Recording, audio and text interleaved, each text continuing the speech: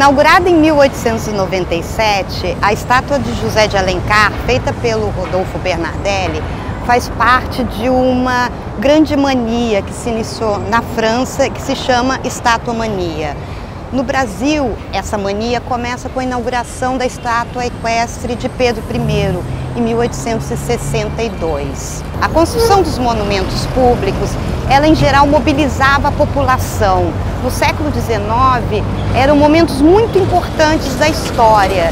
Então, em geral, existiam grandes festividades, inaugurações, lançamentos da pedra fundamental. E no caso do José de Alencar, é interessante a gente pensar que a figura dele era tão importante para a história do Brasil que, inclusive, o presidente da República estava presente na inauguração da estátua. Também estava presente Coelho Neto, que era um grande cronista da cidade na época, e também Machado de Assis e outros letrados da época. De alguma forma, o retrato do José de Alencar era o mais fiel possível, ou seja, é o autor da história da nação sentado em sua cadeira, já que ele costumava dizer, ele deu um depoimento em que ele dizia: já acordo e já sento na minha cadeira para escrever. Ou seja, o Bernardelli conseguiu captar esse momento e transformá-lo numa verdadeira realidade.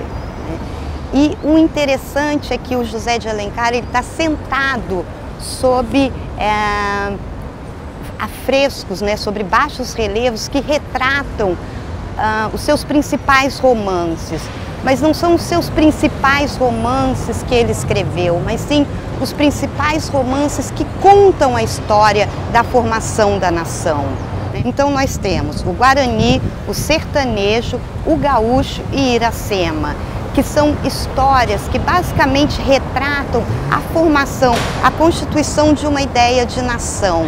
Então, essa escolha do Bernardelli, que é um professor de escultura que forma a nova geração da Escola Nacional de Belas Artes após a proclamação da República e que, portanto, traz com ele um sentimento de renovação das artes plásticas, de renovação da arte escultórica, ele vai escolher romances que exatamente vão consolidar essa ideia de formação de nação. A gente tem na Estatuamania essa grande importância, ou seja, constituir uma ideia de nação. E o Brasil, se a gente pensar que esse monumento foi inaugurado em 1897, ou seja, menos de uma década depois da proclamação da República, o que a gente está querendo com esse tipo de monumento, com esse tipo de homenagem aos nossos heróis brasileiros, É, ao mesmo tempo, formar, escrever uma nova história desse país, Não é mais a história de um país contada através de um viés, enfim, que esconda as suas raízes, mas um viés que promova as raízes desse país, que promova a origem. Não é à toa que todos os afrescos escolhidos, os romances que ele escolhe, têm a ver exatamente com essa formação daquilo que a gente pode chamar de o povo brasileiro, Se a gente pensar em Iracema, enfim, o romance A Virgem dos Lábios de Mel, a gente vai ver que é um romance entre uma índia e um branco, que resulta no nascimento daquilo que a gente pode chamar do primeiro brasileiro.